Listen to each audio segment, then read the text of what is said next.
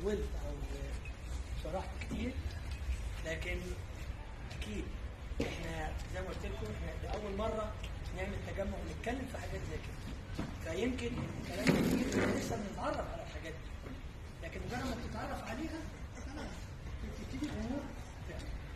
فدي اول حاجه اعذروني اذا انا طولت. تاني حاجه بحب اشكر اداره النادي واللجنه وكل اللي ساهم في انه يديني الفرصه ان انا اعمل السيمينار ده، وعلى طبعا شكر خاص وعلى راس المنظومه اللي وجه لي الدعوه اخويا او ابني بقى الدكتور صلاح، اللي هو ابن اخويا الكبير المهندس مصطفى حماده، اللي هو عشره العمر كله، عشره 40-50 سنه. اخر حاجه هقول لك حاجه هنهي بيها. احنا كان عنوان السيمينار النهارده ايه؟ اساسيات. عايزك حاجه تحطها في حلقه. اعظم واهم اساسيه في حياتك العرفان بالكميل للي علمك. اللي علمك اللي بيجربك ده اول اساس في حياتك يبقى في عندك وفاء. وعشان كده مش ممكن تفوت اللحظه دي من غير ما اترحم على كابتني ومدربي واستاذي فتح الله بركات، الله يرحمه. هو مؤسس الجودو هو الاولى سنه 60، وانا شلت الميراث بتاعه وعملت الجودو هوم 2004، يعني انا بقالي 20 سنه. حاجه ثانيه على فكره، زي ما انت بيبقى في وفاء من اللاعب للمدرب، في وفاء من المدرب للاعب.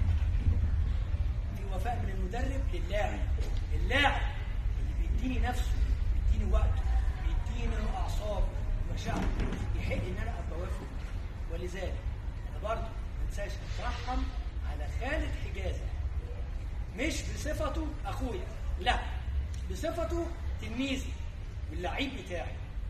هو حقه ان انا اوفيه، لان هو اقرب واحد اداني بحكم ان هو عايش معايا، فكان اندر كنترول معايا معايشه، فبرضه اترحم عليه.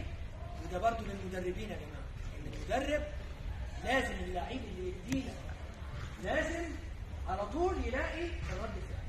انا لما ببقى واقف على البساط قسما بالله ما بعرف اللي قدامي ده لا ابن مين، ولا بقاله كام سنه، ولا بطل ايه، ولا اللي بتدي اللعيب يدي للمدرب. هتلاقي المدرب مؤكد وفي ليك وهيدي لك كل اللي انت عايزه. خلاص؟ وألف شكر الشكر بقى موصول لاولادي وزمايلي المدربين، ربنا يكون في عونهم ويعينهم. واتمنى انا قلت كلام كتير، لكن الخلاصه في الدكتور الكومي اللي انا قلته ده، اذا انتوا اتقنتوا الدكتور الكومي ده بالطريقه اللي احنا بنقول عليها، قسما بالله نص الجودو اخدته. لان الدكتور الكومي بعد ما تتقنه هخليك تكمل عليه ايه؟ دكتور الكومي جوشي. كملت دكتور الكومي جوشي خلاص، هقول لك ارمي تشيماتا هترمي، هراي هترمي، سيوناجي هترمي، كوشي جورما هترمي، اي حاجه في الدنيا، اشي جورما هترمي، كل حاجه دكتور الكومي ثم دكتور الكومي جوشي. خلاص؟ طبعا الشماني الاول. لا الشماني احنا طبعا بنشكر كابتن فؤاد على الوقت الثمين والمعلومات الجميله. ممكن انتوا صغيرين لسه شايفين ان المعلومات البيسكس بعيده عنكم شويه، وشايفين ان انتوا عايزين تخشوا زي ما الكابتن فؤاد قال في الراندري على طول وفي الاتاك على طول، بس تاكدوا ان ممكن كلمه صغيره جدا في البيسكس تغير لك نفس الحركه بالمجهود اللي انت بتعمله.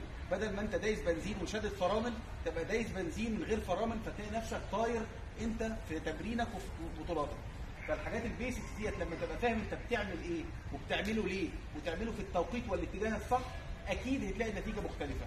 فاحنا طبعا بنشكر كابتن فؤاد على المعلومه اللي قالها لنا النهارده. شوفوا كابتن صلاح طبعا في دماغي حاجات كتير، بس الوقت ما بيستوعبش. قال حته مهمه، انا هقولها لكم لان انا ما قلتوش حاجه من غير ما اكون انا مريت بيها.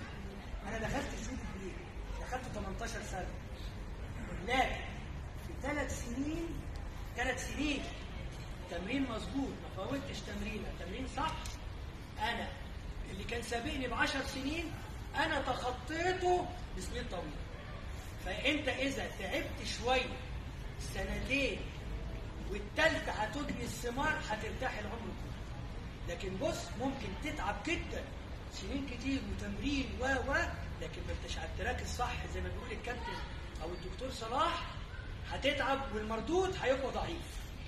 ما شاء الله انتوا معاكم مدربين، يعني انا لما الاقي كده كل المدربين كلهم ابطال، يعني مفيش مدربين اللي هم اكاديميين ما اتبعتوش على البساط، ما لعبوش دولي، ما مش ابطال جمهوريه، لا ده انتوا ما شاء الله الصف يعني مش عايز اي حاجه.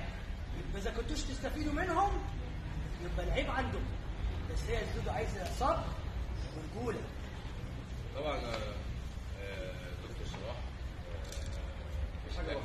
حاجه بسيطه من لجنه ومن النادي. لا ده النادي بتاعي بالظبط، يعني دي اقل حاجه نقدر نقدمها لحضرتك، هي من النادي